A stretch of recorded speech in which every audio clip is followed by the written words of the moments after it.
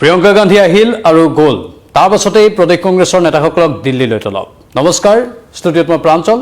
ৰাজনীতিৰ খবৰ জনাম কংগ্ৰেছৰ বিশেষকৈ কংগ্ৰেছৰ অৱস্থা এতিয়া বিভিন্নজনে মন্তব্য কৰিছে যে কৰবাত কিবা প্ৰকাৰে অলপ দুৰ্বিষহ যেন হৈ পৰিছে ইয়া অৱশ্যে বিভিন্নজনৰ বিভিন্ন মত হেতু কংগ্ৰেছৰ অৱশ্যে খাৰিজ কৰিছে প্ৰিয়ংকা গান্ধী আহি সদৰি কৰিলে যে এই সকলো কথা মিছা আসলতে গৌৰৱ গগৈক ভয় কৰে বাবেই বিজেপিয়ে বা মুখ্যমন্ত্ৰীয়ে বিভিন্ন কথা কয় যি কি নহওক হেতু তেওঁলোকে নিজৰ ব্যক্তিগত হিচাপত হয়তো অন্য ধৰণে কথাবোৰ ক'ব পাৰে কিন্তু বিশেষকৈ জনসাধাৰণে যিবোৰ চকু দি আছে সেই বিষয়বোৰৰ অলপ স্পৰ্শকাতৰ দৃষ্টিভংগীৰে চোৱাৰো থল আছে কাৰণ কংগ্ৰেছৰ এফালে মিত্ৰতা সন্দৰ্ভত কোনো স্পষ্ট নীতি এতিয়ালৈকে দেখা পোৱা যোৱা নাই সমান্তৰালভাৱে তেওঁলোকৰ দলৰ ভিতৰত কৰবাত খামখেয়ালি বিশেষকৈ ভূপেন কুমাৰ বৰা বিজেপিলৈ যোৱাৰ পাছত সেই কথাবোৰ ফুটি উঠিছে বুলি বিভিন্নজনে প্ৰকাশ কৰিছে তাৰ মাজতে দিল্লীলৈ তলব গৌৰৱ গগৈ সহ কেইবাজনো নেতাক কাক কাক তলব কৰা হৈছে সভাপতি গৌৰৱ গগৈক তলব কৰা হৈছে লগতে দেৱব্ৰত শইকীয়া ৰকিবুল হুছেইন প্ৰদ্যুৎ বৰদলৈক দিল্লীলৈ তলব কৰা হৈছে কাইলৈ দিল্লীত নিৰ্বাচনী কমিটিৰ গুৰুত্বপূৰ্ণ বৈঠক আছে আৰু স্ক্ৰিনিং কমিটিৰ অধ্যক্ষৰ উপস্থিতিত অনুষ্ঠিত হ'ব বৈঠক খালী হৈছে নিৰ্বাচনী ইস্তাহাৰ কমিটিৰ অধ্যক্ষৰ পদ ভূপেন বৰাৰ পদত্যাগৰ পাছতে খালী হৈছে নিৰ্বাচনী ইস্তাহাৰ কমিটিৰ অধ্যক্ষৰ পদ সেই পদবোৰ কেনেধৰণে পূৰণ কৰা যাব সেই বিষয়বস্তুবোৰৰ ওপৰত আলোচনাৰ বাবে হয়তো দিল্লীলৈ তলব কৰা হৈছে আমি জানো প্ৰিয়ংকা গান্ধী স্ক্ৰিনিং কমিটিৰ অধ্যক্ষ আৰু তেওঁ ইতিমধ্যে অসম পাইছিল সেই অসমত দুদিন থাকিলে তেওঁ বিভিন্ন বৈঠকৰ আয়োজন কৰিলে বিধায়কসকলে বুন্দা পঢ়িবলগীয়া হৈছিল প্ৰিয়ংকা গান্ধী সাক্ষাৎ পাবৰ বাবে আৰু মুখ্যমন্ত্ৰীয়ে সেইটো কথাকে অলপ সমালোচনাও কৰিছে তেওঁ কৈছে যে জনপ্ৰতিনিধি বা বিধায়ক এজন এনেধৰণে উৰে নিশা শাৰী পাতি থকা খুব কম দেখিবলৈ পোৱা যায় আৰু কংগ্ৰেছৰ ভিতৰত সেইটো দেখিবলৈ পোৱা গৈছে যিটোত মুখ্যমন্ত্ৰীয়ে দুখ পাইছে বুলি সদৰি কৰিছে কিন্তু তাৰ বিপৰীতে কংগ্ৰেছৰ নেতাসকলে পোনপটীয়াকৈ বিশেষ কোনো মন্তব্য প্ৰকাশ কৰা নাই একাংশই অৱশ্যে কিছু মনৰ কথা প্ৰকাশো কৰিছে কিন্তু দেৱব্ৰত শইকীয়াৰ কথা যদি আমি ক'বলৈ যাওঁ পৰহি দেৱব্ৰত শইকীয়াই বিধানসভাৰ মজিয়াতে এটা কথা সদৰি কৰিছিল যে ক'ৰবাত লবিকেন্দ্ৰিক ৰাজনীতিটো আছে তেওঁ মানে নাকচ কৰা নাছিল যে কংগ্ৰেছৰ ভিতৰত লবি চলে বুলি তেওঁ এটা ইংগিত দিছিল যে চলে সেইটো ময়ো পাই আহিছোঁ আৰু ভূপেন কুমাৰ বৰায়ো সেই কথাখিনি উল্লেখ কৰি কৈছিল ভূপেন কুমাৰ বৰাই সদৰি কৰিছিল APCC আৰৰ কথা আৰু সেই আৰৰ কথা প্ৰকাশ কৰি তেওঁ মনৰ অসন্তুষ্টি প্ৰকাশ কৰিছিল তেওঁ কৈছিল যে ক'ৰবাত 32 বছৰ কালত তেওঁৰ মনত উমি জ্বলি থকা জয়কুৰা এবাৰ খাণ্ডৱ দাহৰ দৰে হৈ পৰিল আৰু সকলোৱে গম পাই গ'ল উপায় অন্তৰ হৈহে তেওঁ কংগ্ৰেছ ত্যাগ কৰা বুলি সদৰি কৰিছে আৰু তেওঁ কৈছে যে মই সকলোখিনি দিলোঁ কিন্তু মোৰ সৈতে ক'ৰবাত অন্যায় কৰা হ'ল সেই বিষয়বোৰটো আছে এতিয়া ভূপেন কুমাৰ বৰা নাই আৰু ভূপেন বৰা নাই মানে এতিয়া এফালে প্ৰদেশ কংগ্ৰেছৰ প্ৰাক্তন সভাপতিগৰাকী নাই আৰু নিৰ্বাচনী ইস্তাহাৰ কমিটিৰ অধ্যক্ষৰ পদটো খালী হৈছে ভূপেন বৰা যোৱাৰ লগে লগে সেই পদটো পূৰণ কৰিব লাগিব মানে কংগ্ৰেছ নেতৃত্বৰ গুৰুত্বপূৰ্ণ দায়িত্ব আছে তাতেই প্ৰথম অৱস্থাত অৱশ্যে ভবা হৈছিল যে এইবাৰ প্ৰতিদ্বন্দ্বিতা হয়তো সৃষ্টি কৰিব তীব্ৰ প্ৰত্যাহ্বান হয়তো থিয় কৰাব পাৰিব কংগ্ৰেছ দলে কিন্তু লাহে লাহে যেন ভূপেন বৰাৰ কংগ্ৰেছৰ পৰা গমনে সেই যিখিনি আশা আছিল কংগ্ৰেছ দলৰ ভিতৰত সেইখিনিকো ক'ৰবাত নিৰ্বাপিত কৰিলে মানুহৰ এটাই কথা এতিয়া যে ক'ৰবাত কংগ্ৰেছ দলৰ আত্মবিশ্বাসটো হ্ৰাস পাব পাৰে এনেধৰণৰ ঘটনাবোৰৰ বাবে যাৰ ফলতে হয়তো তেওঁলোক চিন্তাত পৰিছে আৰু লগে লগে তেওঁলোকে এই জৰুৰী বৈঠকৰ আয়োজন কৰিছে কিন্তু কংগ্ৰেছৰ ফালৰ পৰা সূত্ৰই সদৰি কৰা মতে কংগ্ৰেছৰ তৰফৰ পৰা সদৰি কৰা হৈছে যে এয়া মাত্ৰ তেওঁলোকৰ ৰেগুলাৰ এখন বৈঠক যেনেধৰণে বৈঠক পূৰ্ব পৰিকল্পিত আছিল এই বৈঠকবোৰ দিল্লীলৈ এই বিষয়বোৰৰ ক্ষেত্ৰত আলোচনা কৰিবলৈ বিশেষকৈ নিৰ্বাচনী কমিটিৰ বৈঠকখন দিল্লীতে হোৱাৰ কথা আছিল এয়া পূৰ্বৰে পৰা আছিল ইয়াৰ কোনো জৰুৰী তলব নহয় বুলি তেওঁলোকে দাবী কৰিব বিচাৰিছে এয়া আগতেই নিৰ্ধাৰিত হৈ আছিল তেওঁলোক দিল্লীলৈ যাব লগা আছিলেই আজিৰ পৰা এমাহ দুমাহ আগতেই সেইখিনি নিৰ্ধাৰিত হৈ থকা বুলি কংগ্ৰেছৰ সূত্ৰই সদৰি কৰিছে ভিন্ন মুনিৰ ভিন্ন মত থাকিবই স্বাভাৱিকতে কিন্তু সমান্তৰালভাৱে আমি ক'ব বিচাৰিছোঁ এইবাৰ প্ৰিয়ংকা গান্ধী আহোঁতে ৰকিবুল হুছেইনৰ ভূমিকাক লৈ বিভিন্নজনে প্ৰশ্ন তুলিছিল বিশেষকৈ সামাজিক মাধ্যমত আমি দেখিবলৈ পালোঁ যে ৰকিবুল হুছেইন যি প্ৰথম শাৰীত সদায় বহে সকলো সভাত সেই ৰকিবুল হুছেইনৰ দুই এখন সভাত দ্বিতীয় শাৰীত বহাটো দেখিবলৈ পোৱা গ'ল ক'ৰবাত আকৌ ৰকিবুল হুছেইনৰ আলোকচিত্ৰই দেখিবলৈ পোৱা নগ'ল ফটোবোৰত কি সূচাইছে বুলিও বিভিন্নজনে সামাজিক মাধ্যমত প্ৰশ্ন তুলিছে ভূপেন বৰাই যিবোৰ অভিযোগ উত্থাপন কৰিলে সেই অভিযোগবোৰৰ পাছতেই ৰকিবুল হুছেইন সন্দৰ্ভত কথাবোৰ অন্য ধৰণে এতিয়া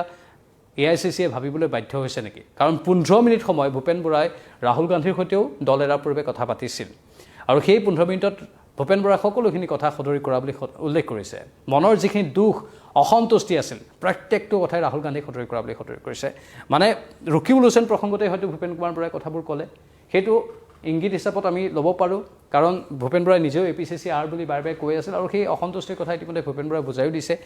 ৰকিবুলৰ কথা হয়তো স্পষ্টকৈ কৈছে হয়তো তাৰপাছত AICC অল ইণ্ডিয়া কংগ্ৰেছ কমিটিয়ে ৰকিবুলৰ কথা বেলেগ ধৰণে ভাবিব পাৰে নেকি কিন্তু কংগ্ৰেছৰ সূত্ৰ এইটোৱে কৈছে যে ৰকিবুলৰ কথা বেলেগকৈ ভাবিব নোৱাৰে কাৰণ ৰকিবুলে ইতিমধ্যেই ধুবুৰীত বৃহৎ সংখ্যক ভোটত জয়লাভ কৰি তেওঁলোকৰ মন মোহিত হৈছে সেয়েহে ৰকিবুল হুছেইনৰ কথা তেওঁলোকে বেয়াকৈ ভাবিব নোৱাৰে যি কি নহওক কোনে কাৰ কথা কি ভাবিছে আমি কিছু দিনৰ পাছতে হয়তো গম পাম আৰু মাৰ্চৰ হয়তো প্ৰথম সপ্তাহতে কংগ্ৰেছৰ প্ৰথমখন প্ৰাৰ্থী তালিকা প্ৰকাশ পাব পাৰে তেনেধৰণৰ এটা ইংগিত পোৱা গৈছে কংগ্ৰেছৰ বহু নেতা ইতিমধ্যে আবেদনো কৰিছে ঠায়ে ঠায়ে আৰু মুখ্যমন্ত্ৰীয়েও কৈ দিছে যে 22ৰ পৰা 24টা সমষ্টি আমি বিৰোধীক দি দিছোঁ হয়তো সংখ্যালঘু প্ৰধান সমষ্টিবোৰ বিৰোধীয়ে নিজৰ দখললৈ আনিবলৈ সক্ষম হ'ব তাৰ ভিতৰত কংগ্ৰেছে কিমানখন আসন পাই লক্ষণীয় হ'ব ৰাইজৰ দলে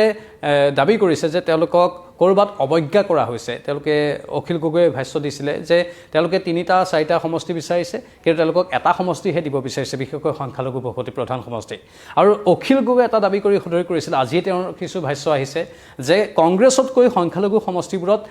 ৰাইজৰ দলে বা অখিল গগৈহঁতেহে বেছি ভাল কাম কৰি আছে কংগ্ৰেছক তাত ক্ৰেডিট ল'বলৈ কোনো অধিকাৰ নাই কেৱল ৰাইজৰ দলক সেই অধিকাৰটো দিব লাগে বুলি অখিল গগৈ দাবী উত্থাপন কৰিছে আৰু সংখ্যালঘু সমষ্টিত তেওঁলোকৰ আসন বৃদ্ধি পাব লাগে বুলি সদৰি কৰিছে মানে যিমান আসন তেওঁলোকে দাবী কৰিছে সিমানে কংগ্ৰেছে দিব লাগে কেৱল কিন্তু কংগ্ৰেছে এখন আসনহে দিম বুলি হয়তো কথা দিছে সেইখিনি কথা অখিল গগৈয়ে মনৰ অসন্তুষ্টিৰ স্বৰূপে প্ৰকাশ কৰিছে